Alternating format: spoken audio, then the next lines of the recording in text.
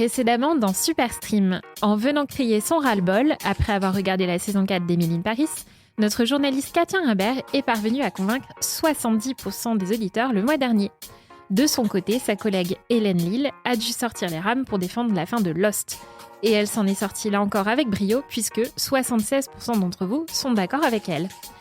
Alors, après avoir à la surprise générale gagné le jeu de l'appel à un ami lors de l'épisode 3, notre Émilie nationale a retrouvé sa place de bonne dernière.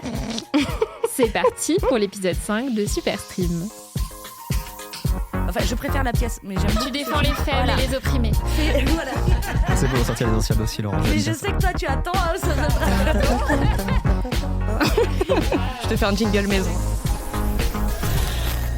Superstream. Bonjour à tous, je suis ravie de vous retrouver pour ce 5e épisode de Superstream, le podcast de télé-loisirs consacré au streaming. Il y a du lourd, du très lourd dans ce nouveau numéro. On va bien sûr parler des nouveautés de la rentrée, qu'on a aimé ou pas, mais on va aussi débattre de 2 programmes dont vous avez forcément entendu parler, qui ont ou qui vont faire beaucoup de bruit. Alors pour cela, j'ai besoin de qui ? J'ai besoin bien sûr de mon trio de choc. J'appelle donc Marc Arlin, Juliette Osbrock et Émilie Lopez. Bonjour. Salut. Bonjour à tous les 3. Et on commence tout de suite par les coups de cœur et coups de gueule du mois. Juliette, à toi l'honneur. Tu avais envie, je crois, de mettre un coup de projecteur sur un documentaire important de Netflix qui, pour le coup, n'a pas assez fait parler de lui. Tout à fait. C'est resté assez confidentiel. C'est un documentaire qui est un unitaire et non une série qui s'appelle Will et Harper. Alors Will, c'est Will Ferrell du SNL, à savoir le Saturday Night Live, l'émission très connue américaine. Lui, c'est l'un des comédiens les plus populaires aux États-Unis, même si en France, c'est pas celui qu'on connaît le plus. Harper, c'est Harper Steele, son amie depuis plus de 30 ans et ancienne autrice en chef du SNL. Et en fait, à 60 ans, Harper annonce à Will qu'elle fait sa transition de genre pour devenir la femme qu'elle a toujours été. Alors Will, à ce moment-là, lui propose un road trip à travers les États-Unis, déjà pour redécouvrir leur amitié, mais aussi pour jeter un nouveau regard sur ce pays qu'ils aiment tant, mais qui là prend une toute nouvelle dimension. Alors moi, j'ai adoré parce que déjà, Will, c'est un homme qui a quasiment 60 ans et qui n'avait a priori pas d'autres personnes transgenres dans son entourage, donc il découvre ce que c'est que la transidentité. Et il a une approche qui est hyper candide, il pose énormément de questions, mais avec une spontanéité qui est hyper attachante. Et pour moi, ça ouvre en fait ce documentaire vraiment au grand public. On n'en fait pas quelque chose de très intellectualisé sur qu'est-ce que c'est que la transition de genre. Voilà, là, c'est 2 amis qui se redécouvrent. Et pour ceux justement qui se pose énormément de questions, Harper y répond avec le cœur grand ouvert, sans jamais avoir d'a priori sur les questions parfois maladroites de Will. Donc ça, je trouve que c'est une belle approche qu'on voit assez peu dans les médias. Alors évidemment, il y a forcément des moments plus tendus. Un road trip aux États-Unis, ça veut aussi dire aller dans des coins de l'Amérique dite profonde qui ont un rapport plus compliqué avec la transidentité. Moi, il y a des moments où j'avais même du mal à regarder l'écran. Notamment, à un moment donné, elle décide d'aller toute seule au fin fond d'un bar de l'Oklahoma trumpiste où il y a que des drapeaux des États confédérés dans tout le bar. Et elle demande à Will d'y aller toute seule. Enfin, là, moi, je pouvais à peine regarder tant on a peur pour elle. Encore pire au Texas. Donc, vraiment, il y a des moments qui sont hyper importants, qui mettent en exergue vraiment aussi le rapport de ces différentes Amériques. Alors, l'expérience, pour moi, c'est le petit bémol. Elle est forcément un peu biaisée par la présence déjà de Will Ferrell, qui est très connu aux États-Unis, mais aussi des caméras de Netflix, forcément. Mais voilà, en somme, ça reste quand même un voyage qui offre une très belle réflexion et introspection sur la reconstruction de l'identité, surtout pour une transition de genre tardive, parce que ces dernières années, on parle de plus en plus de transition de genre, mais la transition tardive, ça reste un aspect qui est peu abordé, peu expliqué. Et qui est tout aussi intéressant. Et puis c'est aussi un documentaire sur les infinies formes de l'amitié. Pour moi, c'est pas un doc militant, c'est pas un doc intello, c'est juste un doc humain. Donc je ne peux que le recommander. Mais bon, armez-vous de vos mouchoirs. Et accessible donc au grand public. Absolument. On enchaîne toujours avec un documentaire. Marc, tu as eu aussi un autre coup de cœur, je crois. Oui, moi j'ai fait un coup de cœur, non pas pour seulement un documentaire ou seulement un film ou une série, mais carrément pour une plateforme. Allez, on y va. Carrément. Bah ouais, je suis comme ça. Généreux. Non, mais c'est la plateforme d'Arte, arte.tv, qui propose souvent des petites pépites sur sa plateforme. Donc le premier, effectivement, c'est un documentaire. On en a déjà beaucoup parlé dans la presse notamment, et ça marche très fort. C'est le documentaire sur DJ Mehdi, Donc DJ Mehdi, pour un peu resituer qui c'est, donc c'était un producteur et un compositeur et un musicien très talentueux. Et il a notamment contribué au plus gros succès du groupe 113. C'est vraiment son fait de bataille, son cheval de bataille et ce qui a un peu fait, qui l'a mis un peu sur la carte, on va dire. Mais au-delà de ça, c'est quelqu'un qui a vraiment bâti des ponts entre le hip-hop et la musique électronique. C'est quelqu'un qui est malheureusement disparu en 2011 à l'âge de 34 ans, à la suite d'une chute accidentelle. Et c'est quelqu'un qui avait un talent incroyable. Et dans le documentaire, on se rend vraiment compte surtout de la personnalité du garçon. Il était extrêmement souriant, très positif. Même si on ne s'intéresse pas forcément à la musique, on est un peu, je sais pas, c'est un peu contagieux en fait. Et justement, tous les gens qui l'ont connu disent que c'est quelqu'un qui avait quelque chose de contagieux. Et ça se sent vraiment dans le documentaire. Il y a MC Solar qui témoigne, il y a Mokobe du groupe 113 qui est très drôle. Il y a quelques punchlines assez marrantes. Et c'est quelque chose de très intime qui se dégage du documentaire. Et c'est normal puisque le réalisateur est un ami proche de DJ Mehdi. Et ça se sent, je trouve, dans la façon dont le documentaire est bâti. Voilà, il y a beaucoup de témoignages et beaucoup de choses très intimes. Donc voilà, très intéressant. Et un autre programme rapidement sur arte.tv aussi que je vous recommande, c'est une série courte qui s'appelle Ceux qui rougissent, coécrite, jouée et réalisée par Julien Gaspard Oliveri, qu'on avait vu notamment dans Plus belle la vie. Plus belle la vie, ouais. Voilà. Et là, il incarne un prof remplaçant en charge d'une classe de théâtre de banlieue qui répète du Shakespeare. Donc comme ça on se dit, oulala, je ne suis pas sûr d'avoir envie de regarder ça. Et en fait, c'est très très drôle et très émouvant. Et il y a plein de jeunes acteurs qui sont débutants pour la plupart et qui sont formidables. C'est seulement 8 épisodes de 10 minutes, donc ça se regarde très rapidement. Et ça capte, je trouve, l'essence vraiment de l'adolescence en très peu de temps. Donc voilà, Ceux qui rougissent, ça s'appelle, et c'est aussi sur arte.tv. Et c'est assez représentatif, ces deux programmes, de l'éclectisme de ce qu'on peut trouver sur arte.tv, justement, où il y a toujours des pépites qu'on ne voit pas ailleurs. Donc ça vaut le coup, effectivement, de le souligner. On a parlé de 2 documentaires. Émilie, toi, c'est une série, un petit bonbon de la rentrée sur Netflix dont tu vas nous parler. Tout à fait. Il fait froid, on n'a pas le moral, on a le moral en berne, comme Stéphane. Et en fait, moi, je voulais parler d'une petite série qui est arrivée. Enfin, une petite, maintenant, c'est devenu un vrai phénomène. Je vais pas parler de Heartstopper saison 3, qui est aussi une série qu'il faut regarder quand on n'a pas le moral. On regarde la 1, on regarde la 2, on regarde la 3, on le re-regarde tellement c'est mignon. Mais ça t'empêche pas de le placer quand même. Tout à fait, je le place quand même parce que je les aime d'amour. Là, je voulais vous parler de Nobody Wants This, donc avec Kristen Bell, alias Veronica Mars, et Adam Brody, qui était donc Seth Cohen dans Newport Beach. Voilà, pour les plus vieux, à savoir moi, c'est comme si on faisait une histoire d'amour entre Jennifer Aniston, alias Rachel dans Friends, et David Duchovny, alias Fox Mulder dans X-Files. Ok, le bingo a commencé, maintenant on cherche Friends. Non, l'idée c'est que vraiment, c'est une histoire entre 2 personnes qui, sur le papier, n'ont absolument rien à voir ensemble. C'est-à-dire qu'elle est sexologue, elle a un podcast qui est presque aussi bien que le nôtre. Lui, il est rabbin. Et donc, voilà, il aspire à devenir grand rabbin. Ils se rencontrent dans une soirée et c'est vrai que sur le papier, on va se dire que c'est cul après loche. Et en fait, pas du tout. C'est extrêmement bien écrit. C'est à la fois tendre, drôle, sincère. Il y a des seconds rôles qui sont géniaux. Et notamment la sœur de Kristen Bell qui est jouée par Justine Lupa, parce que je m'en fous, on est en France. Loupé, non Loupé. Je sais pas, alors j'ai mal écrit. Qu'on a vu dans... T'as loupé, quoi. Que Voilà. Marc... Oh merde. Que Marc a sans doute vu dans Succession, notamment. Voilà, Tout à fait. c'est ça. Elle est vraiment super, mais vraiment tous les second rôles sont top. Les épisodes durent que 30 minutes. Pour une fois, on aura envie qu'il y en ait encore plus. Il y en a 10. Moi, quand j'ai regardé, on ne savait pas encore s'il y aurait une saison 2. Spoiler alert, il y en aura une.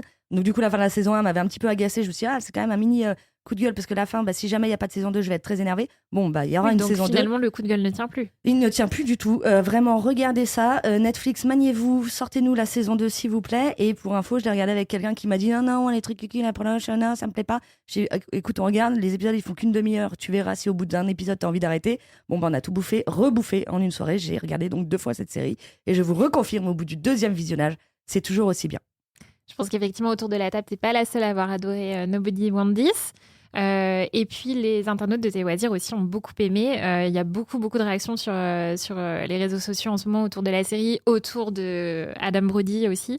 On a Jules Battesti qui nous dit notamment « J'ai adoré, c'est une très belle série romantique, drôle, sur le vivre ensemble. On en a tant besoin. » Donc voilà, maintenant on attend de pied ferme la saison 2. Et notons que je l'ai regardée. Donc en fait, je parle d'une série que j'ai vue à l'inverse de la Ça, mais bravo, je lance un clap. Et moi aussi, j'ai eu envie ce mois-ci de vous partager un petit coup de cœur. Tu nous fais des petites surprises oui, comme ça. on Ok. savait. Elle est comme ça, Laurent. On est un peu comme a- Joanne dans son podcast Nobody Want This on Innove. Moi, j'avais envie de vous parler d'une série dont on n'a pas encore eu l'occasion de débattre jusqu'à présent ici. C'est La Maison sur Apple TV+. C'est une très belle série française qui se déroule dans l'univers de la mode avec un casting un peu de folie. Pourquoi je te vois rigoler là Non. Il y a Lambert Wilson. Ah oui, il y a dedans, Lambert Wilson. Ah bon, il y a Lambert Wilson dedans? Ouais. Il y a Lambert Wilson, il y a Carole Bouquet, Amira Kazar, Zita Enro. C'est un rôle qui m'a réconciliée avec Zita Enro après la série Plan Cœur de Netflix. Pierre Deladonchamp, Anne Consigny, Florence Loirecaille, du beau monde dans cette série. Alors le point de départ, c'est un créateur de mode, un créateur de génie, mais très égoïste et égocentré, qui tient des propos racistes qui sont diffusés sur Internet, voilà, et qui donc est obligé, à la suite de cette polémique, de céder sa place à la tête de la maison de couture familiale. Alors oui, vous allez me dire qu'il y a déjà eu les biopics sur Balenciaga, sur Karl Lagerfeld, dont on a parlé ici récemment, la série The New Look sur les créateurs pendant la Seconde Guerre mondiale, donc pourquoi encore une énième série sur la mode ? J'ai envie de dire parce que celle-ci, c'est de la fiction, alors que les autres, c'était justement des biopics.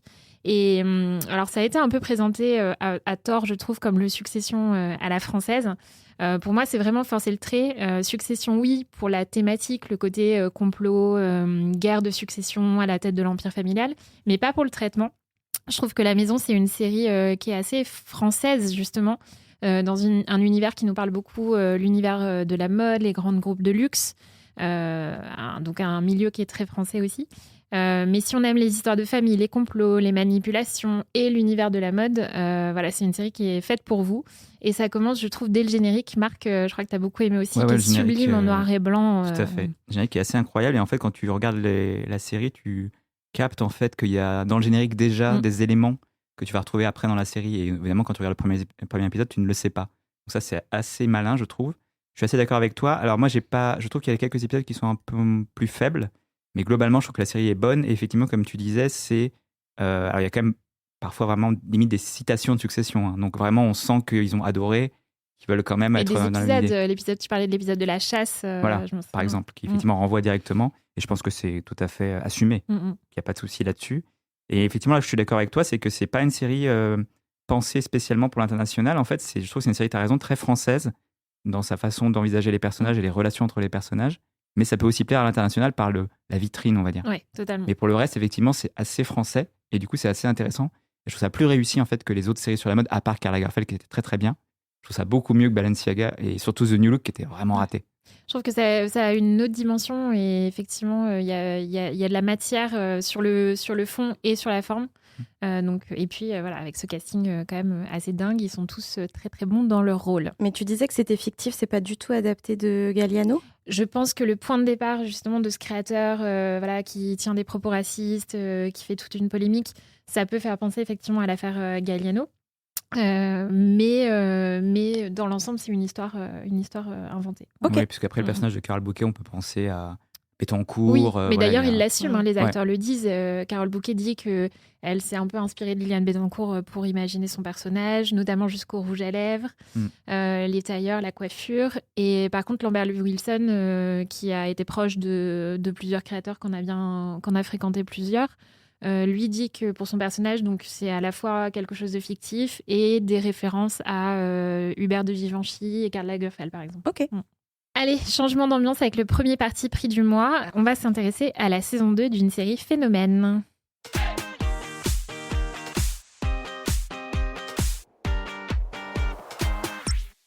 En septembre 2022, le créateur Ryan Murphy faisait des sensations avec la série Monstre, l'histoire de Jeffrey Dahmer sur Netflix, centrée sur le tueur en série. Le succès a été tel que Netflix et Ryan Murphy ont décidé d'en faire une série d'anthologie, avec donc une histoire différente à chaque saison. La saison 2 est sortie en septembre et elle s'intéresse cette fois à Eric et Lyle Menendez, condamnés à perpétuité pour avoir assassiné leurs parents en 1989. Comme souvent, avec les séries de Ryan Murphy, il y a débat sur le fond et sur la forme. Notre journaliste Aubéry Mallet, qui a eu le courage de visionner 5 épisodes en une après-midi, vient donc nous expliquer aujourd'hui pourquoi elle n'a pas aimé cette saison 2 de Monstres. Bonjour Aubéry. Bonjour tout le monde. Bonjour. Donc oui, comme Laurence le disait, Monstres saison 2, l'histoire de Lyle et Eric Menendez, donc c'est la suite entre guillemets de Dahmer, qui est quand même la 3e série anglophone la plus vue sur Netflix de tous les temps. C'est pas rien. Donc qu'on aimait ou non cette première saison, on avait tous un peu hâte de voir ce que ça allait donner pour cette suite. Et après le visionnage, je me suis juste demandé, mais pourquoi en fait avoir fait ça ? Pourquoi Ryan Murphy a choisi de traiter cette histoire de cette façon ? La première chose qui me dérange un peu, c'est le choix de l'affaire. Pour rappel, Jeffrey Dahmer, c'est quand même 17 victimes, 17 hommes, dont qu'il a reconnu avoir tué. Il a potentiellement fait plus de victimes que ça. Cette fois, avec Lyle et Eric Menendez, donc ils ont tué 2 personnes, leurs parents, Rosie et Kitty. Donc, ok, le meurtre est sauvage, on le voit bien dans la série, dans les détails d'ailleurs. Mais si je sais toujours compter, ça fait quand même 15 cadavres de différence. Je trouve que c'est quand même assez impressionnant. T'es bonne en maths, hein ? Oui, j'ai révisé juste pour vous. Et aussi, ce qui distingue l'affaire de Jeffrey Dahmer de l'affaire Menendez, c'est que les 2 frères m'ont expliqué pendant leur procès avoir été victimes d'agressions sexuelles et de sévices psychologiques de la part de leurs parents pendant des années, ce qui les aurait poussés, du coup, à les tuer. Donc le terme monstre, pour moi, pose un peu question à ce sujet-là. Ensuite, au sujet des personnages, les 2 acteurs sont vraiment géniaux, Nicolas Chavez et Cooper Koch, rien à dire. Je trouve juste un peu dommage qu'on passe notre temps à les voir en slip de bain, torse nu, voire totalement nu. Mais évidemment, ça dérange pas Ryan Murphy. Ouais, c'est un peu sa marque de je sais fabrique. que ça dérange pas Ryan Murphy. Hein. Mais moi, ça me dérange un peu. On aurait peut-être pu s'intéresser un peu plus aux personnages, faire une évolution un peu plus importante sur ce qu'ils ressentent, parce que j'ai l'impression que du début à la fin, on a très peu d'évolution de la manière dont on présente les personnages. Et je trouve ça un peu dommage que la première scène, littéralement, nous dit qui sont les personnages, et en fait, ça va vraiment rester la même chose sur toute la durée de la série. Ensuite, la 3e chose qui m'a un peu dérangée, voire très dérangée, c'est que la série, elle veut nous faire croire qu'elle nous présente les faits de manière assez neutre. On a donc le point de vue des 2 frères, le point de vue des parents. On a le point de vue d'un journaliste, il est là, on ne sait pas trop ce qu'il fait là. Mais bon, il est là, il nous explique des choses. Mais elle n'est pas du tout neutre, en fait. Elle est très orientée. Et spoiler, pas du côté des frères, qui se présentent, en tout cas, dans le procès comme les victimes. Ce que je trouve un peu dérangeant. Et puis, il y a une dernière chose, c'est quand même les détails sordides sur toutes les agressions sexuelles qui sont répétées et re-répétées, et puis encore répétées si jamais vous n'aviez pas déjà compris les 2 ou 3 premières fois ce qui s'est passé. Et du coup, je trouve que c'est pas du tout la manière dont la série aurait dû traiter ce sujet. Et c'est pour ça que je trouve que cette saison est ratée. Alors, avant de passer la parole aux chroniqueurs, on va regarder un peu ce que nous ont dit les internautes de Télé Loisirs. Corinne qui nous dit « Bonne série, mais fin scandaleuse ». Jules Battesti, alors après Nobody Wants This, il a aussi vu Monstre, a priori. Pour lui, il a trouvé ça intriguant, mais très gênant. Et Laura, quel drame, j'étais à fond dedans, j'adore, même si c'est triste. Voilà. Oui, alors Émilie, toi qui es une spécialiste des faits divers, on l'a déjà bien compris Établi, dans ce podcast. Est-ce que tu es d'accord avec le point de vue de Berry ou celui de Laura qui nous dit j'adore mais si c'est triste? J'aimerais juste, en fait, pour une fois, avoir un parti pris où je suis d'accord avec la personne qui vient parler, parce que ça n'arrive jamais. Là, en l'occurrence, C'est dans ton Mais c'est contrat, d'ailleurs pour Émilie, ça en qu'on fait, les hein. choisit. De là à penser que t'as l'esprit de contradiction, il n'y a qu'un ce pas. n'est pas du tout mon genre. Alors, Je suis- Monstre, saison Voilà. 2. Désolée, ouais, Aubéry, je suis absolument pas d'accord du tout avec aucun de tes points, et tu le sais, on en a déjà parlé. Déjà, le premier, c'est que je pense que l'erreur que font beaucoup de gens, c'est d'appeler ça la suite de Dahmer. En fait, ça n'a rien à voir. C'est comme quand Ryan Murphy avait fait American Crime Story. Il avait fait une saison sur O.J. Simpson. Série Il a fait- d'anthologie. Voilà, c'est une série d'anthologie. Donc, en fait, les saisons n'ont rien à voir les unes avec les autres. Le seul truc, c'est de prendre un fait divers qui a fait l'actualité aux États-Unis et d'en parler, en fait. Donc, pour moi, en fait, on peut pas faire un comparatif entre Dahmer et les frères Menendez. Effectivement, comme tu l'as dit, il manque 15 cadavres. Et on va pas s'en plaindre. Il n'y a pas la même psyché, il n'y a pas la même construction. On parle pas de tueurs en série, on parle pour le coup, de victimes qui sont devenues des monstres ou pas. On sait pas. Voilà, on n'a jamais eu le fin mot de l'histoire, même s'il y a encore des rebondissements dans cette affaire. Donc déjà, pour moi, il faut arrêter d'appeler ça une suite. Il faut vraiment le décorréler de Dahmer. Et les gens qui ont vu Dahmer et qui s'attendent à voir des meurtres dans tous les sens et tous les trucs horribles qu'a pu faire Dahmer, en fait, ce n'est pas du tout ça, les gars. Donc passez votre chemin. La deuxième chose, sur le côté slip et torse nu, bon, bah, tout le monde, enfin, vous le savez, je m'en fous, moi, de voir des mecs en slip ou torse nu ou à poil. Ça m'a pas dérangé plus que ça. Après, je comprends, mais c'est du Ryan Murphy. C'est-à-dire que quand on regarde toute son œuvre, je pense qu'il décède s'il ne fout pas un mec à poil dans une de ses séries. Il y a un côté glamourisation, en fait, quelque part. Là-dedans. De quoi de montrer ces personnages qui sont quand même des tueurs, de les montrer sous cet angle-là. Moi, je trouve qu'il y a un côté un peu glamourisation. Mais parce qu'en fait, pour moi, il joue le fond du souci. Enfin, je veux dire, on sexualise. En fait, le vrai problème de ça, c'est qu'on les sexualise. C'est du Ryan Murphy, d'accord, mais on les sexualise, alors que tout le propos de la série, c'est de se dire qu'ils sont victimes d'abus sexuels et d'inceste. Et on sexualise leur corps. Moi, j'ai un vrai problème avec ça.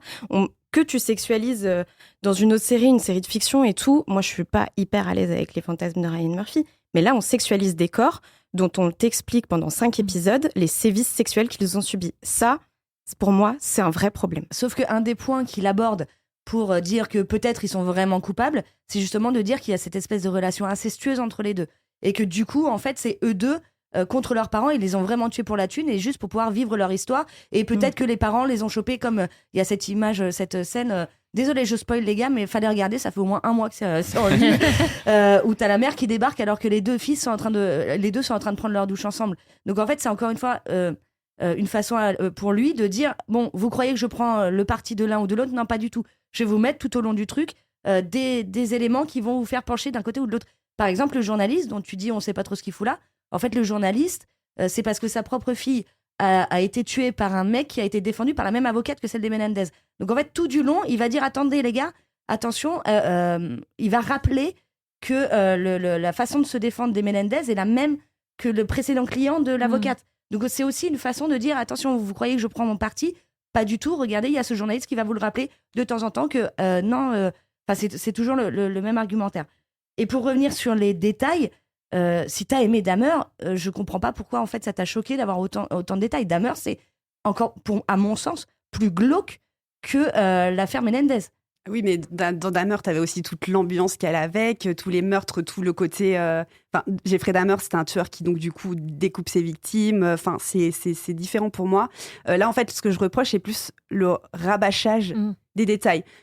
On le dit dans l'épisode 4, le témoignage de Lyle qui déjà va déjà bien dans les détails. On le redit dans l'épisode 5. On le redit encore une fois dans l'épisode du procès à plusieurs reprises. Et en fait, je trouve que ça n'apporte rien de le redire 4 fois. J'ai compris la première fois ce qui s'était passé. Et peut-être que par exemple sur le procès, où clairement on s'est fait chier, excusez-moi du terme, c'était pas intéressant. Pourquoi ? Parce que selon moi, on reprend tout ce qui a déjà été dit avant. Par exemple, on voit pas du tout le docteur Ozil, alors que c'est une partie très importante des premiers épisodes.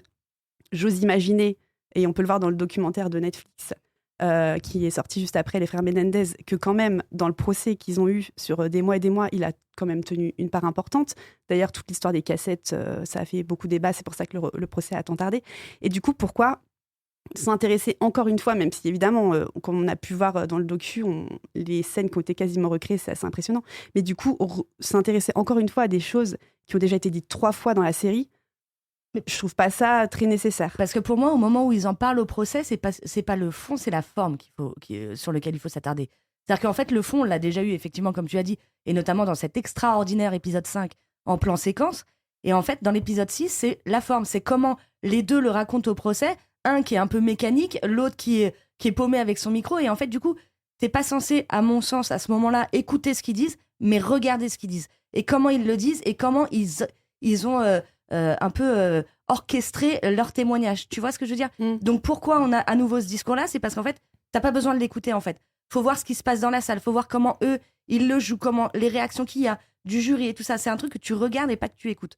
Et je vois que Marc, il fait oui, c'est ce que j'allais dire. Marc, ça t'a inspiré quoi, justement, cette saison 2 de Monstres ? Alors, moi, j'avais beaucoup aimé Dahmer et j'aime bien Monstres. Je vais d'abord donner on va dire un peu mes réticences sur la série. Effectivement, il y a quand même pas mal de répétitions. Les ruptures de ton sont pas toujours parfaitement maîtrisées, je trouve. Mais en fait, c'est quand même assez fascinant quand tu prends un peu de recul sur, effectivement, sur ce que disait Émilie, sur la forme de la série, en fait. Alors déjà, moi, l'idée de poser le crime dès le premier épisode et ensuite de revenir dessus, en fait, quasiment chaque épisode, je trouve ça passionnant. C'est qu'en fait, c'est comme si on recrée à chaque fois le crime et on essaie de retrouver l'angle mort qu'on n'a pas vu, voilà, ça c'est vachement passionnant. Et en fait, c'est une série sur des gens, et notamment plus peut-être encore Lyle que Eric, c'est quelqu'un qui plaque ses propres fantasmes de cinéma et ses propres fantasmes hollywoodiens sur ce qu'il vient de faire. Et en fait, il dit, par exemple, dans une scène, il cite un film de Sean Penn en disant « Il faut que tu vois ce film, il faut que tu me construises une histoire comme ça ». C'est quelqu'un qui est lui-même dans le fantasme et dans l'histoire, en fait. Et Ryan Murphy, en fait, il plaque ça sur sa propre série. C'est-à-dire qu'en fait, il y a un côté hyper théorique où, en gros, tu vois des gens qui s'inventent, on va dire, des conséquences et tout ce qui est autour du crime, presque pour oublier le crime horrible qu'ils ont fait, en fait. Et c'est genre, je trouve ça passionnant. Et en fait, la répétition, effectivement, elle est un peu gênante en tant que spectateur. Et par contre, elle se justifie dans le sens où, effectivement, on est sur des gens qui essaient de s'inventer des nouvelles histoires. En fait, c'est une série sur la puissance du récit, en fait, sur la puissance du storytelling et comment tu essaies de convaincre des juges d'une histoire et comment des différents points de vue se mélangent. Et en fait, ce qui est intéressant dans la série, c'est qu'au bout d'un moment, tu sais plus trop quoi penser. Et moi, je trouve que c'est pas une faiblesse, c'est plutôt une force de la série. C'est-à-dire qu'en fait, au bout d'un moment, chacun doit se faire sa propre opinion sur l'affaire. En fait, c'est pas que la série n'a pas de point de vue, c'est que la série, en fait, multiplie les points de vue au point de te perdre, ce qui peut du coup peut être dérangeant et déroutant, et qui peut énerver, je comprends tout à fait. Et moi, à un moment, j'étais un peu énervé aussi. J'étais bon, choisis Ryan là, parce que en fait, tu nous proposes plein de trucs, je sais pas trop quoi prendre, quoi. Et moi-même, je suis un peu paumé, je sais pas trop quoi penser, en fait. Tu vois, des frères Menendez, des avocats, je suis un peu à chaque fois genre, ouais, finalement, lui, il est nul, mais pourquoi il fait ça? Ah, mais non, en fait, il a raison. Enfin, tu vois, voilà. Donc en fait, il m'a paumé, et je trouve ça assez passionnant de se dire devant des séries, mais en fait, je sais pas trop quoi penser. J'aurais une petite réticence sur la scène finale, que je vais peut-être pas pour le coup spoiler, mais que je trouvais un peu trop littérale. C'est-à-dire qu'en gros, on te retourne à nouveau un peu l'histoire pour un dernier petit twist, pour te mettre encore un peu une petite graine dans le cerveau en mode ah ouais, mais en fait, finalement, c'est peut-être ça. Et du coup, là, je me dis non, mais là, stop. On a déjà eu ça toute la série. C'est pas la peine d'avoir encore cette scène en plus. Ceci dit, c'est malin de la part de Netflix, parce que quelques jours après, sortait un documentaire génial d'ailleurs sur les frères Menendez. Donc du coup, quand tu finis la série, tu dis mais je sais plus quoi penser. Faut que je regarde des docs. Donc du coup, t'as le doc qui arrive, c'est génial. Et sur la forme, tu as évoqué tout à l'heure l'épisode 5. L'épisode 5, c'est un épisode qui a bluffé les spectateurs. C'est un épisode qui est très particulier en termes de forme par rapport au reste, parce que donc, c'est 35 minutes qui est tourné en un seul plan séquence. Avec juste l'un des deux frères qui raconte son histoire, sa version des faits à l'avocate. Et en termes de forme, c'est hyper fort parce que, Aubéry, peut-être tu vas en dire un mot. Alors, plan séquence, je dirais plan unique parce que c'est un plan qui zoome. Donc, on n'est pas sur une réalisation malade. Après, sur le. Très lent, quoi. Voilà, je suis d'accord sur le fait que c'est impactant parce que du coup, sans autre artifice, on a vraiment happé par l'histoire qu'il raconte. C'est encore les détails des viols, mais c'est quand même la performance est à saluer. Après, je trouve que ça met vraiment en exergue le talent de Cooper Koch, qui est donc l'acteur qui est devant la caméra à ce moment-là. Parce que c'est vraiment lui c'est vraiment sa prestation. Il a dit qu'il avait tourné 7 ou 8 fois la scène en question pour trouver la bonne prise. Et je trouve que c'est vraiment ça qui est intéressant dans cet épisode-là, c'est l'impact que ça donne. Et du coup, c'est vraiment les mots qu'on écoute.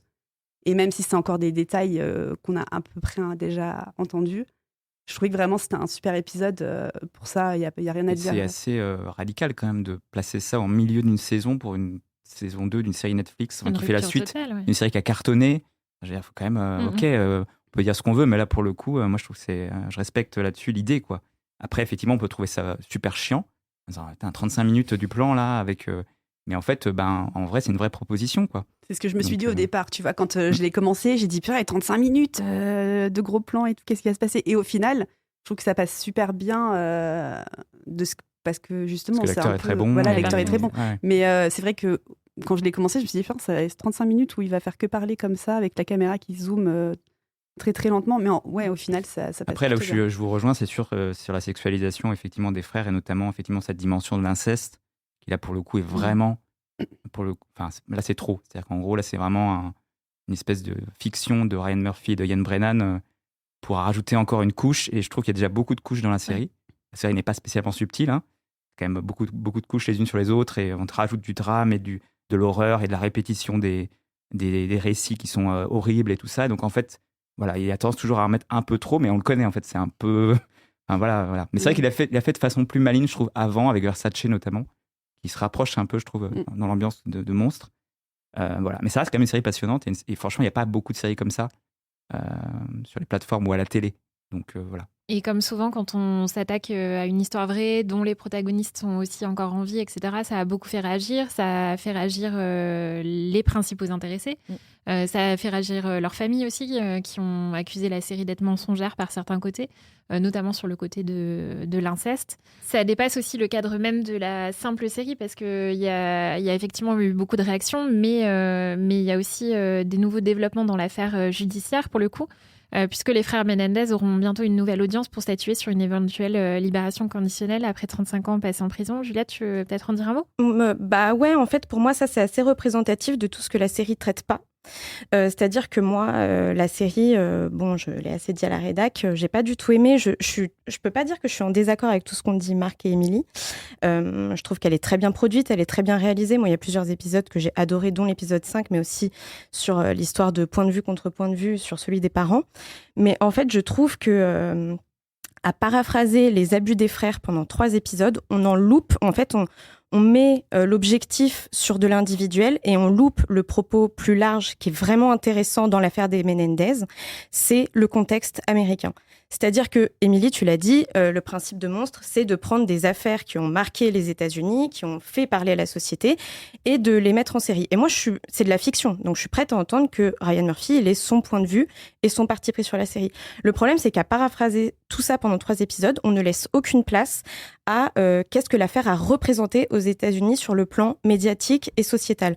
C'est-à-dire que le fait que, par exemple, les procès, au-delà du fait que les épisodes de procès sont bâclés, on balaie totalement le fait que le procès est retransmis, le premier procès est retransmis à la télévision et qu'il est suivi par des millions de téléspectateurs.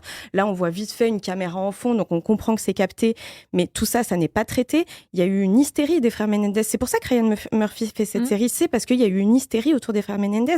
Et ça, c'est vite fait dit parce qu'on voit 3 nanas avec une pancarte quand ils arrivent au tribunal ou qui sont changés de centre pénitentiaire. Moi, ce que je ne comprends pas, c'est que justement, Ryan Murphy, qui adore justement traiter de crimes réels pour dire ce que ça dit de la société américaine, mais il se loupe complètement pour moi à ce niveau-là. Et effectivement, on parlait du journaliste Dominique Dunn et de sa présence. Pour moi, sa présence, moi, je vois pas trop l'intérêt de parler de l'histoire de sa fille, qui est par ailleurs passionnante et qui dit aussi quelque chose des États-Unis, mais qui dit autre chose. Donc, pour moi, c'est une autre série. Pour moi, c'était une incursion qui était pas nécessaire.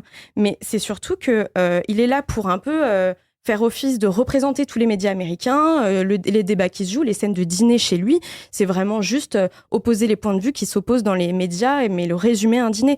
Et du coup, tout ça, c'est condensé. Lui, il est là pour faire étendard, pour faire métaphore. Mais du coup, on loupe tout le débat.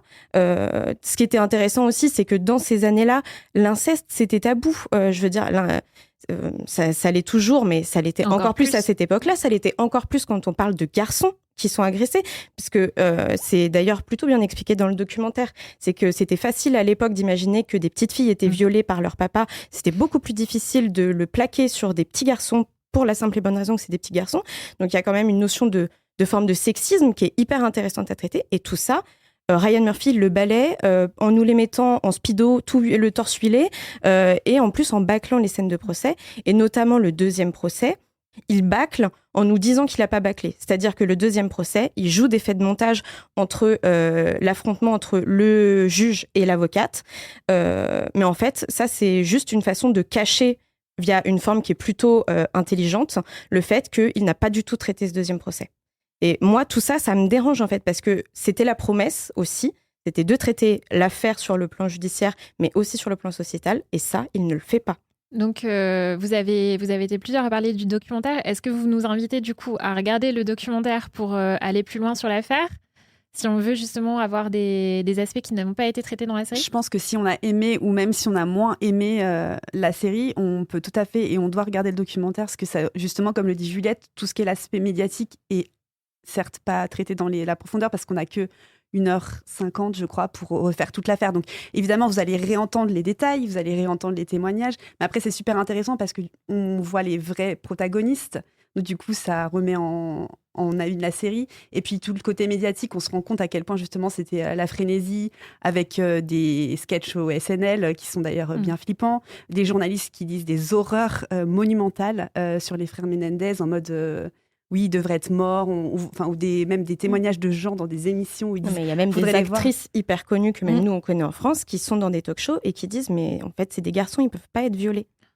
Donc oui, il y a des propos assez flippants, mais je trouve que c'est super intéressant justement pour revoir avec une nouvelle lumière tout ce qui s'est passé. Après, la seule chose, et qui d'ailleurs avait été soulignée un peu, c'est que vu que c'est un documentaire qui a été fait avant toute cette histoire qui a fait remonter justement l'audience et tout, il y a quelques nouvelles preuves, entre guillemets, qui ont été apportées. C'est pour ça qu'il y aura une nouvelle audience qui ne sont pas dans le documentaire, qui ne sont pas évoquées. C'est peut-être la seule réserve. Mais sinon, c'est super intéressant. Et moi qui n'ai pas forcément beaucoup aimé Monstres, j'ai quand même regardé avec intérêt le documentaire que j'ai trouvé très intéressant. Pour aller plus loin. Et voilà, pour aller plus loin et en savoir plus. Merci Aubéry d'être venu partager avec nous ton point de vue sur la saison 2 de Monstres. Et je pense qu'on peut déjà prendre tous rendez-vous pour la saison 3, puisque la série a bien sûr été renouvelée. Elle s'intéressera cette fois à Ed Gein, l'un des tueurs en série américains les plus connus. Donc je pense que ça dira aussi beaucoup de choses sur la société américaine. Je crois que c'est notamment celui qui a inspiré les films Massacre à la tronçonneuse et Le silence des agneaux. Psychose aussi. Et Psychose, voilà. Il sera incarné par l'acteur de Sons of Anarchy, Charlie Hunnam. Le grand chelem, quoi. Bon, allez, après ces sujets qui font quand même un peu froid dans le dos, l'heure est venue de se détendre un peu ? Oui.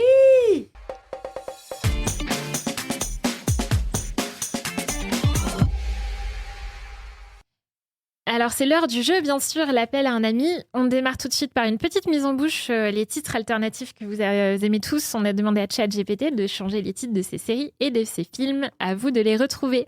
Allez, c'est facile, celui-là. Le parrain de Tulsa. Tulsa King. Allez, on va mettre un point chacun. Tulsa King, la série avec Sylvester Stallone, dont la saison 2 est arrivée sur Paramount+. On enchaîne Les Prédateurs. The Predator. Non, ça aurait été un peu trop facile quand même. J'avoue. Les Prédateurs. Ouais. Avec deux acteurs, c'est trop facile l'indice, mais deux acteurs qu'on adore tous, de pointure. Wolves. Wolves. J'allais dire The Wolves. Bravo. Wolves, le film avec Brad Pitt et George Clooney. Ah oui, mais moi j'étais sur les ça séries rappelle. aussi. Il faut dire qu'il y a des films. Bah, On t'a dit c'est les programmes SVOD. Bah oui, mais je vous rappelle que moi je suis aux séries. Allez, ça va aller vite sur le prochain, Les Battements du cœur. Heartstopper. Ouais. Ouais, Juliette. Alors, dont la saison 3, on l'a dit tout à l'heure, vient d'arriver sur Netflix. Oh yeah. Elle nous a déjà mis 2 points dans la tronche. Qu'on a adoré. Ah, on a totalement adoré. Ah mais génial. Moi j'avais moins été convaincue par la deuxième Ouais. saison et j'avoue que la saison 3 c'est un coup de cœur. Oui. Pareil pour moi. Oh. Alors, Chant du matin, changement d'ambiance. Morning Night Show. Sleeper. Non. Chant du matin. C'est très franco-français. Chant du matin. Pour les cinéphiles comme Marc. Ah, ouais, c'est encore un film. Bah ouais, mais... Chant du matin. Chant du Qui matin. c'est qui chante le matin? Les oiseaux. Un en Les hirondelles, particulier. Les coqs. Ouais. Coq, oui. Le coq sportif. On y est presque.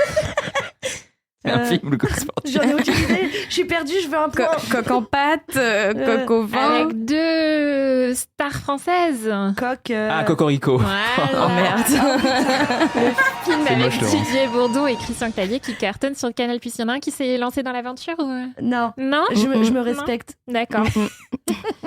Allez, plus dur celui-là. Sans filtre. C'est un peu comme Émilie, ça. Sans filtre. Ça peut pas être culte. Sans filtre. Bon, je rappelle que c'est ChatGPT qui a fait ces titres. Sans filtre. Avec maquillage. Avec face-up. Avec une humoriste qu'on aime bien, dont on a parlé. Inès Reg. Non. On a dit qu'on aimait bien.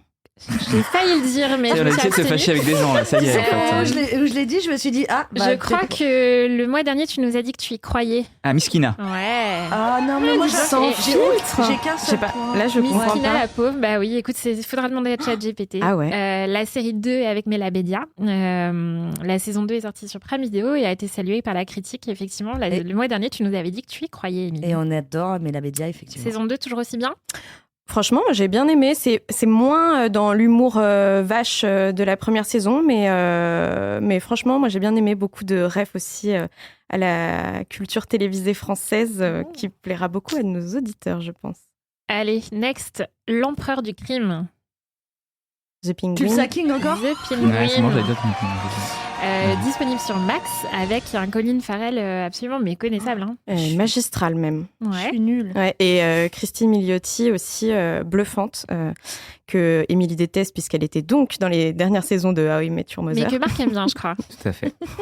Très, très superbe actrice dans Palm Springs. Mm. Je me demandais pourquoi je la détestais, mais Alors, on finit par Éclat retenu. Je pense que c'est mon préféré, celui-là. éclat retenu. Ouais, c'est un peu un site québécois, j'ai envie de dire. Éclat retenu. Donc c'est explosion fatale. Des fois, un éclat de... Rire. Rire. Ouais. Rire. Rire fort. LOL qui ressort. LOL qui Oh là là, joli. Oh, et C'est puis ton il a bien deuxième, trouvé. Émilie, Hein. quand même, hein. Je perds quand LOL même. qui ressort, donc dans l'émission de Prime Video, donc le casting de la saison 5 a été Oui. dévoilé, avec notamment Artus, Camille Chamou, Muriel Robin, Vincent de Dienne. Ça vous inspire quoi ce casting? J'aime Muriel Robin, donc tout ce que fait Muriel Robin, je regarde. Il y a du nom intéressant, ouais. Je trouve, Ouais, moi, Robin j'étais Le pas Je Guen, te sens moins... Ouais, moi j'ai adoré les premières saisons, mais j'étais vraiment pas convaincue. Pour moi, là, ils en ont mis 10, il y en a que 3 qui m'intéressent. Donc les autres, je me demande vraiment ce qu'ils viennent faire là. Oui, dont, mais justement. Muriel Robin. Justement, il y aura peut-être moins de trucs d'ego et de voilà. Ça peut être, Oui. ça peut être Après, sympa comme peut-être qu'ils essaient de vieillir la moyenne d'âge du spectateur aussi. Hein. possible.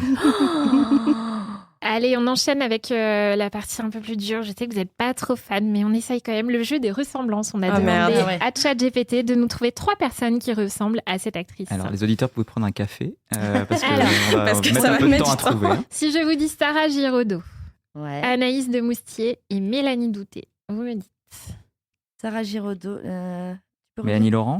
non. Sarah Giraudot, Anaïs de Moustier, Mélanie Douté. Donc déjà, ça doit être une Française parce qu'il était C'est allé une chercher des Française, tout à Françaises. fait. Anaïd Rosam. Non, Ah, c'est pas Marion Cotillard. non. Je sais pas. C'est quelqu'un qu'on va voir dans une série, première série française d'une plateforme. Ah, Laure Calamy. Laure Calamy, tout à fait. Ouais, Je vous ai un peu aidé. Laure Calamy, qui est effectivement l'héroïne d'une amie dévouée, première série française de la plateforme Max Ah, sur ouais. l'histoire vraie de cette femme qui a dit qu'elle était au Bataclan alors qu'elle n'y était pas. Ouais. Qu'est-ce qu'on en a pensé? Vous avez vu, vous avez J'ai aimé trouvé ça formidable. Le premier épisode, j'étais dans le mal tout le long. Et vraiment, Laure Calamy, elle est top. Bon, maintenant, il faut qu'elle arrête de faire du Laure Calamy. Il faut qu'elle sorte un peu de sa zone de confort. Mais la série est dingue. Le livre aussi est assez fou. Ça joue très, très bien dans tous les sens. Et en fait, j'aurais pu la trouver, mais j'étais persuadée, je sais pas pourquoi, que le parti pris qui vient était sur... Et en fait, non, je suis perdue. Je suis désolée, je suis fatiguée. Émilie n'a pas regardé le conducteur de l'émission. Absolument pas. Allez, cette fois, c'est un acteur qu'on cherche. Tom Hardy, Mathias Schoenaerts et Jay Courtney. Kylian Qui Murphy.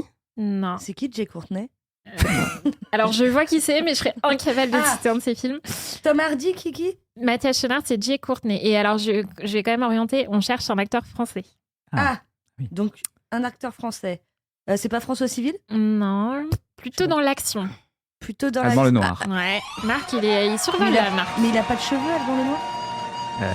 Tom Hardy n'en a pas toujours. Hein. Alors, mais moi, enfin, et alors, pas- pourquoi on parle d'Alban Lenoir? Parce qu'Alban Lenoir, qui va incarner Lucky Luke, ce sera sur Disney+, avant d'arriver sur France Télé. Alors, on a quand même eu Jean Dujardin en Zorro, maintenant on va avoir Alban Lenoir en Lucky Luke. Et on a eu On y croit pas. Astérix aussi, hein, ne l'oubliez pas. Qu'est-ce qu'on en pense? Je sais pas si on y croit ou on n'y croit pas. Moi, à titre perso, je crois que ça ne m'intéresse pas, surtout. Ni Alban Lenoir, ni... Moi, je suis jamais contre un peu de réinvention du patrimoine et des classiques si c'est fait avec intelligence et malice. Mais là, je sais pas. Il faut voir. Non. On jugera sur pièce. Non. J'aime beaucoup Alban Lenoir, mais c'est un non. Alors, on finit par la dernière épreuve que vous adorez tous, les résumés. Oh Fait par ChatGPT. Alors, c'est parti. 2 agents tentent de stopper un complot qui menace gravement une grande ville. Ça pourrait être un pitch de 10 000 séries. Ouais. Night Sleeper. Je retente, hein, je Non. sais que La c'est... diplomate. Ah, C'est plus... la méthode Lincoln? Non. Je vais me le noter, la défense méthode Lincoln. Lincoln. il va venir à un Night moment donné. Agent. Non, c'est plus chez nous. C'est plus chez nous. Ah, très français, dis donc. Ouais, hein, ouais. ça, c'est- Ouais. Chez nous. On C'est sait- chez nous. c'est quoi Le bureau ta des grande légendes. ville? Paris, Ouais. sous la Paris Seine. has fallen. Paris has Ah. fallen. Ah, bien joué. Qui est donc effectivement la nouvelle création originale qui cartonne sur Canal+. C'est quand tes prochaines vacances, Juliette? Attention Marc, Juliette se rapproche dangereusement. Tel un requin dans Sous la Seine. Elle se rapproche pas de moi par hasard. Non. Un personnage qui raconte son histoire de 200 ans de souffrance, d'amour et d'immortalité. 100 ans de solitude. Ah, ça aurait pu, mais immortalité. La défense Lincoln. Non. Vampire Diaries. L'entretien avec un vampire. Voilà. En plus, c'était à ça que Oh je là là, pensais. égalité, Marc-Juliette. Entretien avec un vampire, la saison 2, effectivement, vient de sortir sur Paramount+. C'est une revisite moderne de l'œuvre d'Anne Rice, qui avait déjà eu droit à un film avec Tom Cruise et Brad Pitt.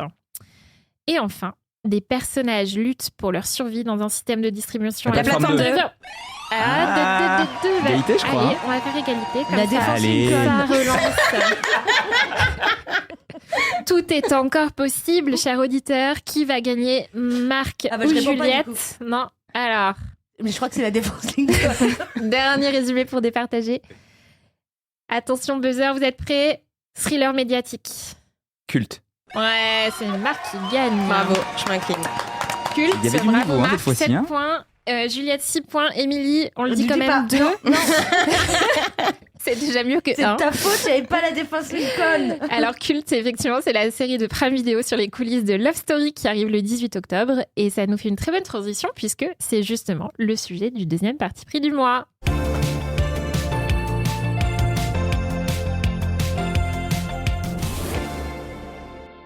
La série culte, donc sur Prime Video, qui nous replonge en 2001 lors du lancement de Love Story sur M6. Alors à l'époque, notre journaliste Thomas Robert, adolescent, était déjà devant sa télé. Il se souvient donc très bien de Loana, Jean-Édouard, la scène de la piscine. Il avait hâte de revivre tout ça dans cette série, mais il a un peu déchanté et il va nous expliquer pourquoi. Bonjour Thomas. Je viens pas parler de la défense Lincoln. Ah, je pensais, bonjour Laurence. Non, je viens pas vous parler de culte, évidemment. Et je vais vous chanter ça. Désolé pour ceux qui vont se souvenir de cette chanson. Si je vous dis Laughter, up and down, laughter, move around, oh, oh, oh. Alors Laurence, pour toi, elle n'est pas culte cette chanson et pourtant Mais elle non, j'avais l'est, pas le droit de regarder la télé. Ben oui, C'est bien dommage.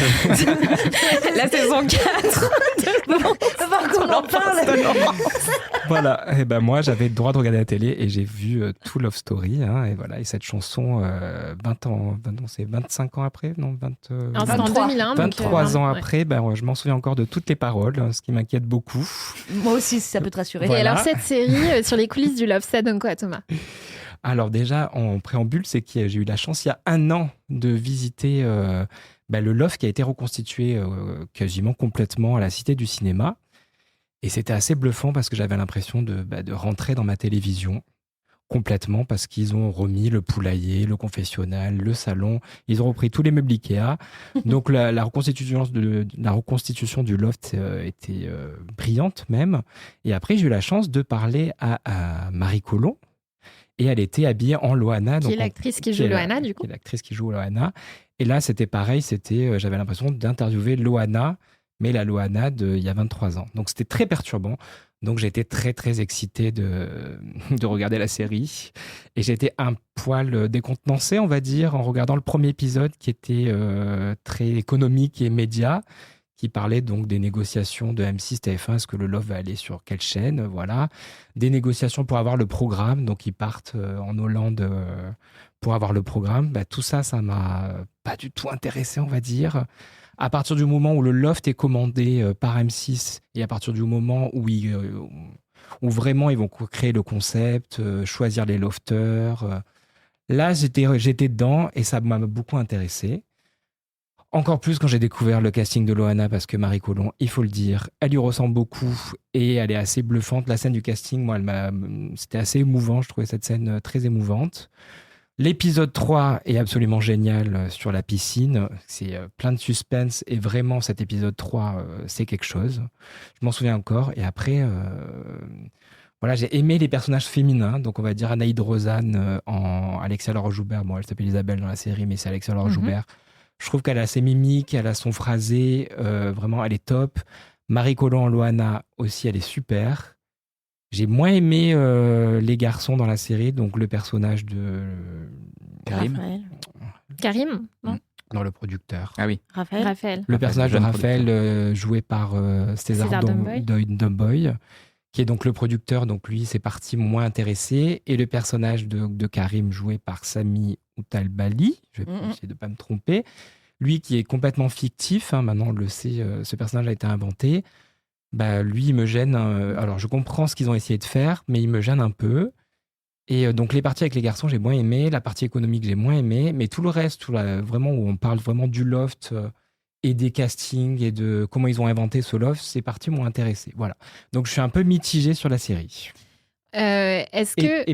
Et je me demande, alors Laurence, tu vas nous donner la réponse, que j'imagine que tu as travaillé, que tu as regardé la série. J'ai regardé tout. Tu n'as pas fait une Émilie Lopez. Tu n'as pas fait une Émilie Lopez. Donc toi qui n'as pas vu du tout Love Story, qui ne connaissais rien, est-ce que toi, ça t'a intéressé? Parce que moi, je me demande si les gens... Mais comment ils retournent le truc? C'est toi qui poses des questions maintenant ici. Non, mais parce que je me demande si les gens qui n'ont pas vu le Loft vont être intéressés par cette série. Moi, je l'ai pas vu. Pardon, Juliane, je ne savais pas. Du coup, moi qui effectivement n'avais pas vu le Loft à l'époque, moi, quand on m'a dit une série sur le Loft, effectivement, je pensais naïvement que ce serait qu'on allait voir le Loft. Et quand j'ai découvert, ce qui m'intéressait moyennement, quand je me suis rendu compte en regardant la série qu'en fait c'était les coulisses de la fabrication du Loft, comment l'émission avait été créée et vraiment le côté coulisses de la boîte de prod, des tractations, etc. Moi j'ai trouvé ça absolument formidable. Mais je comprends que tu aies pu être déçue, mais pour le coup moi j'ai adoré parce que c'est un monde, c'est vraiment l'envers du décor et moi c'est ce qui m'a plu. Juliette, est-ce que c'est ton cas? Ouais, moi non plus, j'avais pas regardé le Loft à l'époque pour cause d'âge. D'âge pas prêt pour regarder Loana dans la piscine. Moi, j'y allais sans a priori et j'ai trouvé ça super. Notamment le premier épisode, parce qu'en fait, le premier épisode, je trouve que ça dit quelque chose sur les tractations des uns et des autres pour l'arrivée de la télé-réalité au global en France, qui est quand même un truc énorme. Et à l'époque, on voit donc que quand même les deux patrons des plus grandes chaînes de France ne veulent pas que ça arrive. Et moi, rien que ça m'a attrapée. Et effectivement, tout l'aspect coulisses. Alors, moi, j'avais pas vu le Loft à l'époque, mais j'aurais pas bien vu l'intérêt qu'on retourne le Loft, mais de façon fiction, parce que c'était une émission qui était déjà filmée, donc on l'a déjà vu le Loft, on n'avait pas besoin de le retourner. Par contre, tout l'aspect coulisses, t'as raison, le casting de Loana, c'est hyper intéressant. Ouais. Effectivement, Anaïd Rosam est super. Moi, j'ai beaucoup aimé les personnages des producteurs masculins aussi, parce que ça dit quelque chose déjà du sexisme ambiant dans les boîtes de production à l'époque. Ça dit quelque chose aussi du rapport entre vieux producteurs et jeunes producteurs. Non, moi, j'ai trouvé ça hyper intéressant. Il y a des moments qui sont, même quand tu regardais pas la télé à l'époque, qui sont hyper intéressants. Moi, franchement, la scène où il y a tout le conseil du CSA qui regarde Loana et Jean-Édouard dans la piscine, j'étais morte de rire, quoi. C'est énorme. Et en fait, ça m'a fait penser à une série, parce qu'on n'en fait pas tant en France, des séries sur la télé-réalité. Et aux États-Unis, il y a Unreal, qui est super. Alors, pour le coup, c'est vraiment sur les coulisses du tournage, pas parce que... Du Bachelor, je crois. Enfin, d'une émission de d'une émission de dating, exactement, un peu trashouille. Et ça revient un peu sur comment les producteurs, justement, sont un peu des marionnettes pour faire arriver telle ou telle chose. Donc non, franchement, moi, j'arrivais vierge de tout Loft et j'ai trouvé ça super. Et alors, Marc, Émilie, est-ce que vous avez ressenti, moi, ce que j'ai ressenti en regardant Culte, j'étais un peu comme quand je regarde The Crown, c'est-à-dire que j'avais tout le temps la tête en ébullition qui me disait, est-ce que ça s'est vraiment passé comme ça? Oui, oui, bien sûr. En fait, c'est des... Pardon, Marc. Vas-y. C'est des séries qui sont pensées pour ça. Juste, sachons-le, et que nos auditeurs le sachent, ils ont pris beaucoup de liberté avec la réalité. Ça s'est pas vraiment passé comme ça. Tout ne s'est pas passé comme ça. Il y a beaucoup de choses qui sont fausses, qui sont inventées, notamment le rôle de chacun dans la création du Loft. Moi, je rejoins un petit peu le point de vue de Thomas. Je pense que nous, on travaille dans un magazine télé. Donc, du coup, la télé nous intéresse. Et donc, effectivement, les 2 premiers épisodes passent pour nous. Sauf que quelqu'un qui ne travaille pas dans la télé et qui s'attend à avoir une émission sur le Loft, ce n'est pas une émission sur le Loft, en fait. C'est une émission sur la télé de l'époque, et effectivement, comme le disait Juliette, sur comment la télé-réalité est arrivée en France. Pour moi, les deux premiers épisodes, il aurait fallu les condenser en un. C'est trop long sur le côté très purement média. C'est un peu trop long, et surtout, en fait, on s'attend à avoir... qu'on nous raconte comment ça s'est passé au moment où il y a le truc de la piscine. Ça, c'est génial. Et en fait, ce qui est un petit peu dommage, à mon sens, il y a 2 choses. La première, c'est qu'il s'est passé énormément de choses dans le Loft sur lesquelles on aimerait bien savoir comment la production a réagi, comment la chaîne a réagi, comment tout le monde a réagi. Donc ça aurait été beaucoup plus intéressant à mon sens. Et il y a un deuxième truc, c'est qu'il y avait un angle qui aurait été super, c'est de faire une série sur ces 2 femmes qui ont révolutionné la télé. Parce que certes, les patrons de chaîne et Stéphane Courbier, enfin, je sais plus comment il s'appelle dans la série, Le Raphaël. personnage Voilà. de Ravel. Ouais. ont eu un rôle très important. Mais s'il n'y a pas Angela Laurente et Alexia Laroche-Joubert, jamais la télé ne change à ce point-là. Et en fait, on aurait pu faire un truc un peu sur le Woman Empowerment, je sais pas comment on dit là. Et en fait, on se retrouve avec un truc où c'est enfin, encore une fois, les mecs qui sont aux commandes et qui... Si. Et voilà. Je Donc, suis je pas pense que... tout à fait d'accord avec ça. Marc, je sais pas, qu'est-ce que Parce t'en qu'en penses, fait, toi c'est comme ça que ça se passait à l'époque, non? Enfin, on voit clairement que Alexia Laroche-Joubert et Angela Laurent, surtout Alexia Laroche-Joubert, qui est une jeune, même pas encore productrice en fait, hein, elle est barrée par les deux gars. Voilà, donc en fait, c'est aussi ça qui est passionnant dans la série, je trouve. C'est ce rapport de force, justement. Et la personnalité de Isabelle, du coup, dans la série, qui prend vraiment de la puissance, et je trouve ça super. Et aussi, Juliette l'a un peu dit, c'est une série très drôle. Franchement, moi j'ai beaucoup ri. Ah, Je mais m'attendais pas à ce que les tellement, dialogues ouais. soient aussi brillants. Donc, notamment peut-être big up à Marina Rollman, qui a priori participé au dialogue, qui est une humoriste qui est très drôle. Et voilà, moi je trouve que la série peut plaire à des gens qui sont pas forcément intéressés par les coulisses Mais il faut- médias. Pardon, je te coupe, Marc, Ouais. mais il faut qu'ils s'accrochent vraiment les Ouais. 2 premiers Oui, je suis épisodes. d- Parce oui, qu'ils je vois sont, ce que tu dis, ouais. pour moi, trop médias. Mais... Moi, pardon, je spoil, mais je spoil pas du tout, mais je l'ai regardé avec quelqu'un qui n'est pas du tout dans le métier. Au bout de 2 épisodes, elle m'a dit, en fait, on arrête. On arrête parce que là, c'est trop long, ça m'intéresse pas. Moi, j'ai trouvé que la manière dont c'était fait, il y avait un côté pas série à suspense, c'est pas le mot, mais un côté on est vraiment pris dedans. Oui, il y a quand des même. cliffhangers à la fin des Ouais. épisodes et tout. Ouais. Ah, mais moi, je dis pas que j'ai pas aimé, hein. Je dis juste que, Ouais. je rappelle juste, effectivement, Thomas, il a raison. La série, elle est super, mais juste si sur les 2 premiers épisodes, vous êtes un peu, vous hésitez à arrêter, non, continuez en fait.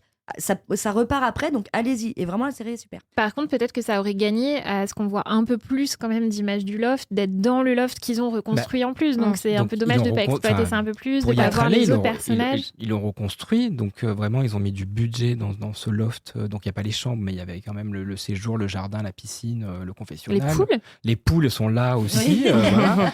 Donc le loft a été reconstruit. Et finalement, je me dis, mais on n'en voit pas beaucoup d'images du loft. On voit la finalement. piscine. Mais on voit la Mais piscine. t'as raison, parce que moi, c'était une remarque que j'avais fait à Marc au lendemain de mon visionnage. Je me souviens, parce que moi qui n'ai pas vu le loft, du coup, c'est vrai que là, moi, je ne vois pas vraiment à quoi le loft ça ressemblait, ça c'est vrai. Et en plus, moi, dans mon souvenir justement d'écho, qui n'ai pas regardé l'émission, pour moi, il n'y avait pas que Loana et Jean-Édouard dans le loft. Et en fait, on voit pas les autres. Et donc, je sais que, par exemple, je crois que c'est celle qui joue Kenza, j'ai cru reconnaître la voix de Morgane Cadignan, qui est également une humoriste très drôle, mais je l'ai vaguement reconnue à la voix. C'est bien pour montrer qu'en fait, on nous montre quasiment pas les autres On du loft. aperçoit Stevie, mais très Ouais, brièvement, pareil. quoi. Alors que Stevie, c'était quand même un phénomène. Personnalité, Et en fait, c'est peut-être ça, moi, juste qui m'a gênée. C'est, du coup, on m'a pas vraiment donné à comprendre qui étaient les personnages. Pour moi, c'est vraiment l'arrivée de la télé-réalité en France et le phénomène Loana, Jean-Édouard. Et le reste, c'est vrai que c'est un peu passé sous le tapis. Et 23 ans après, je ne sais toujours pas pourquoi Delphine a quitté le loft alors qu'elle aurait dû gagner. Ce sera j'ai pour la toujours pas la saison 2. réponse. Hein. Mais la série va quand même assez loin, moi je trouve. Hein. Enfin, je m'attendais, je ne spoilerai pas certaines scènes, mais qui m'ont vraiment étonné, où je me suis dit, ah ouais, quand même, là on va là-dessus. Ok. Et le personnage de Karim est assez intéressant parce qu'en Ouais, fait, ce que tu il disais. concentre pas mal de choses. En fait, le personnage de Karim est un peu effectivement un truc de scénariste pour dire, en fait, à travers ce personnage, on voit la fascination qu'ont pu avoir les téléspectateurs pour Loana et pour le loft. Tous les débats qu'il y a eu autour, moi je me souvenais pas de tout à l'époque, j'ai regardé le loft, mais je me rappelais pas de tout ce qu'il y avait autour, notamment la lettre du président de TF1, voilà, scandalisée, faussement scandalisée, voilà, pour finalement faire en sorte que le loft fasse beaucoup moins d'audience. Voilà, donc la série va assez loin et le personnage de Karim concentre ça, cette espèce de fascination qu'ont pu avoir les gens, voire un peu malsaine pour Loana, et je trouve qu'effectivement le personnage de Loana est très touchant, tu disais Thomas. Je trouve que la Marie Colomb arrive à sortir ça en fait du personnage. T'as vraiment envie de la protéger, quoi, tellement elle est paumée dans la série. Et malheureusement, c'était aussi le cas dans la vie. Et il y a un truc aussi un peu nostalgique, quasiment bon enfant. On retrouve les Nokia de notre adolescence. On nous parle de D-Fool. Et d'ailleurs, je trouve qu'au-delà de culte, on a l'impression qu'aujourd'hui, il y a un vrai vent de nostalgie qui s'ouvre sur les plateformes, comme on a pu l'avoir à la télé. Alors là, on nous parle du Loft. Il y a eu le retour de Popstar sur Prime Video. Qui veut épouser mon fils, annoncé sur M6+, je crois. Alors, on entend souvent que la télé se renouvelle pas, mais est-ce qu'on arrive à ça aussi, là, en ce moment, avec les plateformes ? Est-ce que les plateformes en prennent le chemin ? Clairement. Je me souviens qu'à l'épisode dernier, où il y a 2 épisodes, on parlait de Marvel et Star Wars qui tiraient sur la corde par manque d'inventivité. Pour moi, là, c'est exactement la même chose. C'est encore une fois les plateformes, ils retournent chercher des franchises de la télévision, ce qui n'est pas forcément une mauvaise chose. Là, en l'occurrence, moi, pour Culte, ça m'intéresse vachement parce qu'ils offrent une nouvelle perspective. Maintenant, par exemple, Popstar, quel est l'intérêt de relancer Popstar aujourd'hui ? Moi, je ne l'ai pas vu, et pour avoir regardé l'émission, il n'y a pas de valeur ajoutée. Ils ont changé les jurys, le stylisme a changé parce que, pas forcément pour le mieux, mais parce que voilà, on est en 2024, mais honnêtement, il n'y a aucune valeur ajoutée. Et donc ça, moi, c'est mon problème. Revenir à des franchises qui ont fonctionné pour offrir une nouvelle perspective, oui. Pour faire de la redite sans valeur ajoutée, ça n'a aucun intérêt. Et franchement, par exemple, Popstar, du coup, c'était limite ringard, quoi. Et en fait, ça aurait pu être une nouvelle émission musicale avec un nouveau titre. Mais quoi. bien sûr. Oui, et puis, pardon, mais on rappelle que Popstar, c'est sur Prime. Et même si Prime commence à prendre un peu de l'ampleur par rapport à quand ils sont arrivés, ça reste un public assez de niche. Quand tu dis le stylisme a changé, non, j'ai l'impression de voir les L5 parfois. Et ce qui est pas une insulte, j'adore les L5. Enfin, j'adorais les L5. Et du coup, tu n'as pas la force de frappe que peut avoir une chaîne hertzienne comme l'était M6 à l'époque de Popstar, et qui fait que du coup, on va aller acheter tes disques. Là, j'ai un petit peu peur que les jeunes filles, très rapidement, se retrouvent dans les anges. Et si je vous demande le nom du groupe qui a gagné Popstar ? Sora. Ouais, bravo Thomas. Mais ça c'est parce Thomas. Parce que je viens de le regarder aussi, mais je pense qu'elles n'auront pas le même succès que les L5, malheureusement pour elles, parce qu'elles chantent très bien. Elles chantent très très bien. Mais elles n'auront pas la force que je disais d'une chaîne hertzienne. C'est là où la Star Academy est revenue, et c'est sur TF1 et sur TF1+, mais là, Prime Video, c'est marrant parce que du coup, on a un double phénomène. En fait, les télés ont tendance à piquer un peu des trucs à des plateformes dans la façon même de commander des séries, d'écrire des séries, de diffuser. Et à l'inverse, les plateformes prennent des recettes de la vieille télé. Totalement. Donc il y a un peu un double mouvement, c'est assez amusant. Popstar, je pense qu'ils ont voulu un peu faire leur nouvelle école, non ? Je pense que c'est un peu l'idée. Ouais, mais justement, nouvelle école, c'était aussi tout l'intérêt. C'est que c'était un nouveau concept, c'est que Netflix assumait de ne pas être une chaîne hertzienne, et donc d'aller chercher un nouveau public, en l'occurrence ceux qui écoutent de la musique urbaine et du rap. Là, quel est le parti pris de Prime sur Popstar, à part jouer sur du marketing nostalgique et du coup essayer de réappâter le chaland? Il n'y en a pas. Pour moi, l'émission n'a pas de véritable identité. Netflix, effectivement, les télécrochets, c'est extrêmement dur de renouveler la mécanique. Une fois que tu as vu The Voice, que tu as vu La France a un incroyable talent, que tu as vu Starac, Nouvelle Star, Popstar, comment est-ce que tu réinventes ? Et Netflix a réussi à le faire en allant justement chercher un public différent avec une identité extrêmement marquée. Et Nouvelle École, c'est extrêmement réussi. Là, Popstar, c'est vraiment juste, on recycle quelque chose, on n'y apporte pas de valeur ajoutée. On essaie juste d'acquérir des nouveaux abonnés avec les anciens téléspectateurs de Popstar. Et ça, c'est un peu se foutre de la gueule du monde. Et visiblement, c'est pas fini puisque Prime Video a annoncé que Culte allait devenir un petit peu comme Monstre tout à l'heure pour Netflix, une série d'anthologie. Avec une saison 2 déjà annoncée sur les To Be Free. Thomas, t'as hâte ? Alors, j'ai hâte parce que le casting a l'air très séduisant. Et que les To Be Free n'étaient pas très habillés. Voilà. C'est pour ça que j'ai aimé Culte, que j'ai aimé Monstre aussi, évidemment. Mais non, je me demande ce qu'ils vont raconter sur les To Be Free, parce qu'il n'y a pas non plus grand-chose à raconter sur 6 épisodes. Alors, est-ce qu'ils vont aller jusqu'à la mort de Philippe ? Ce qui serait intéressant. Parce que, vous voyez, il y a le casting, là, on ne sait pas trop. Enfin, c'était 3 amis en plus. Ou alors, ils partent vraiment dans un truc très fictionnalisé, tu vois. Finalement, un peu comme Culte, saison 1. Hein. Peut-être que l'idée, c'est justement de créer toute une histoire autour de ces 3 personnages, de les emmener ailleurs, en fait, dans la fiction, et de sortir de ce côté, les 3 potes... je crois qu'ils étaient jumeaux, je crois. Ouais, pourtant, c'est 3 amis. Comme tu dis, c'est pas forcément... moi, je pense que c'est des coulisses. Mais exactement, c'est ça. Pour moi, ça va être un truc très, très coulisses et du coup, très intéressant de comment on a fait de ces 3 mecs qui étaient un peu lambda, des espèces de fantasmes ambulants, et des petites marionnettes de la maison de disques pour... justement, tu parlais du fait qu'ils n'étaient pas souvent très habillés. Je suis pas sûre qu'ils avaient envie d'être tout le temps à poil, les gars. Enfin, tu vois. Et je pense qu'ils n'avaient pas trop le choix. Et comment eux ont vécu cette espèce de sexualisation et même le phénomène des groupies, je pense que ça fait flipper d'avoir, je sais pas, tu chantes et tu reçois une petite culotte dans la tronche. Ça doit pas être, ça doit être un peu chelou. Et on va finir là-dessus pour cette séquence. Merci Thomas d'être venu partager avec nous ton point de vue sur Culte. Merci. Et on passe à la dernière séquence pour finir cet épisode 5 de Superstream.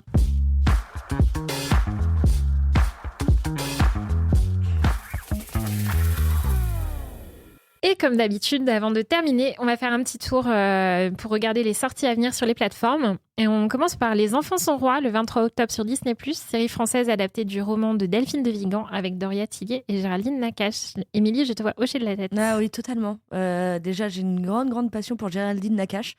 L'histoire me parle forcément. Je la sens très très bien, cette série. J'ai un petit peu hâte. J'ai vu le premier épisode et pour l'instant, je suis plutôt aussi assez hypé par le début de la série. Il y a un côté de mise en scène assez intéressant, en fait, un peu particulier. Je sais pas, il y a un côté un peu presque film de genre, dans la façon de ces mises en scène, c'est assez étonnant. Géraldine Nakache est complètement à contre-emploi. Voilà, donc j'attends un peu d'en savoir plus. Dans le rôle d'une flic chargée de retrouver une fillette de 6 ans, star des réseaux sociaux qui a été enlevée. C'est ça, et dont la mère est interprétée par Doria Tillier.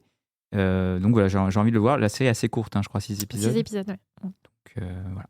Ouais. Juliette ? Ouais, moi aussi, assez emballée. En plus, au-delà du côté fait divers, là, ça évoque le phénomène des enfants influenceurs. Donc, ça dit en plus quelque chose de nouveau. Non, assez curieuse de voir, mais même Doria Tillier, qu'on a déjà vu dans des très beaux rôles au cinéma, mais là, dans un registre dramatique comme ça, de mère qui perd sa fille, je suis assez curieuse de voir ce que ça donne. Autre série, le 8 novembre sur Netflix, La Cage, une série de Franck Gastambide avec le MMA. Sur qui le star va tomber, Marc? J'ai regardé la bande-annonce. C'est bien parce qu'on baissait tous la tête pour pas qu'elle nous donne la parole. Non, j'ai regardé la bande-annonce et je pense que ça va marcher. Et je pense que ça sera pas si mal que ça parce que en termes de mise en scène et en termes de décor et tout ça, il y a l'air d'avoir ce qu'il faut pour que ça fonctionne et pour que ce soit assez intéressant à regarder. Après, là, tu me demandes si on y croit ou on n'y croit pas. Donc, moi, je crois au succès. Après, si ça m'intéresse... Oui, c'est une question différente. C'est pas tout à fait la même chose parce que moi, perso, le MMA, ça me passionne pas. Et les productions de Franck Gastambide, en général, c'est pas toujours ma tasse de thé, on va dire. À part Validé, qui a vraiment quelque chose de différent. Donc, à voir. Si c'est plus Validé que Pattaya, pourquoi pas.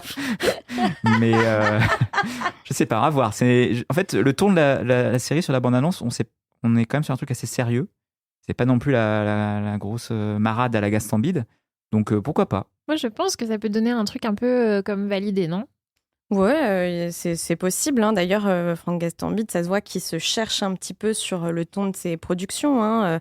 Quand il produit pour Canal, effectivement, Validé, c'était super. Et d'ailleurs, il y a la saison 3 qui va pas trop tarder à arriver. À côté de ça, il a fait, je sais plus comment c'était, le film en Colombie, là. Oui, Medellín. Ouais, voilà, Medellín. Bon, là, il se cherchait clairement, le garçon.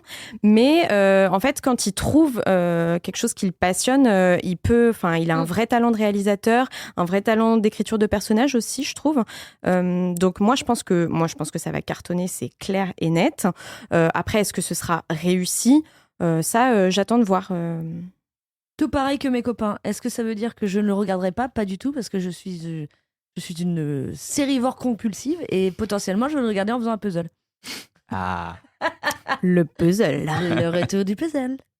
Autre série, celle-là, je connais déjà la réponse de Juliette, qui est dans les starting blocks pour Arcane saison 2, qui va être diffusée en 3 parties, le 9 novembre, le 16 novembre et le 23 novembre sur Netflix. Oui, absolument.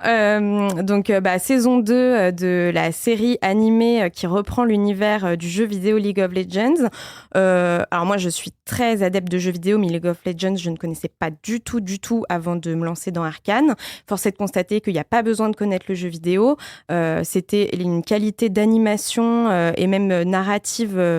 Franchement, pour Netflix, j'avais rarement vu ça, à part Death, Love and Robots, mais qui était une forme d'anthologie, donc c'était un peu différent. Là, en série narrative, franchement, c'est leur meilleure série d'animation. Je suis excitée au possible sur cette saison 2. Marc, Émilie, ça vous parle, Arcane? Moi, je suis pas forcément très fan de l'univers, mais ça a l'air hyper travaillé visuellement, et la saison 1 est vraiment très bien fonctionné, ouais. quoi. Donc, oui, on y croit.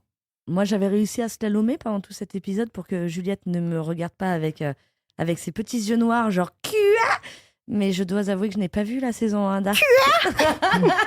Et que voilà, ça va un petit peu abîmer notre amitié. Mais non, je sais que de tous les retours que j'ai eus, la saison 1 a été extraordinaire. Donc il va falloir que je me le fasse avant de me faire la saison 2. Mais voilà, beaucoup de gens dont la vie compte pour moi, y compris Juliette, m'ont dit que c'était génial. Donc il faut que je regarde. Et on va terminer sur une autre série qui revient sur Canal+ en novembre, a priori, qui est la saison 3 d'Hippocrate, série médicale. Moi, j'avais beaucoup aimé Hippocrate. La saison 1, surtout, ça faisait vraiment partie des séries Canal. On en parle souvent à la rédac de la difficulté de Canal à relancer des franchises de séries qui marquent le paysage audiovisuel et qui se démarquent. Ça avait été le cas avec le Bureau des légendes aussi. Moi, Hippocrate, j'avais beaucoup aimé la saison 1, honnêtement. Un peu moins convaincue par la saison 2. Donc, là, la saison 3, je verrai. Les gens de mon équipe qui l'ont vu m'ont dit que c'était extraordinaire, que la saison 3 était parmi les meilleures et que voilà, c'était vraiment, vraiment canon.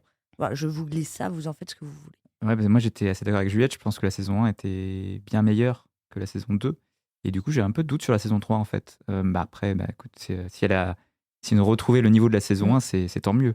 Mais moi j'avais pas été. Je crois que j'avais même lâché la saison 2 en cours de route. Et moi aussi. Moi, je fais confiance à mes petits gens qui C'est m'ont ça qui est dit que beau chez vraiment toi. c'était très bien. Eh bien, on verra ça peut-être le mois prochain. Et c'est la fin de cet épisode de Superstream, le podcast de Téléloisirs consacré au streaming. On remercie Aubéry et Thomas d'avoir participé. Merci Émilie, Juliette et Marc pour vos avis éclairés. Merci. Merci à Je ne toi. t'ai pas appelé Merci. Julie cette fois. Nos journalistes vous ont-ils convaincus? Serez-vous d'accord avec eux sur Monstres et sur Culte? Faites-nous part de vos commentaires sur le site ou sur les réseaux sociaux de Téléloisirs. Et si vous aimez Superstream, eh bien faites-le savoir en likant, commentant et partageant le podcast. Rendez-vous au mois de novembre pour un nouvel épisode.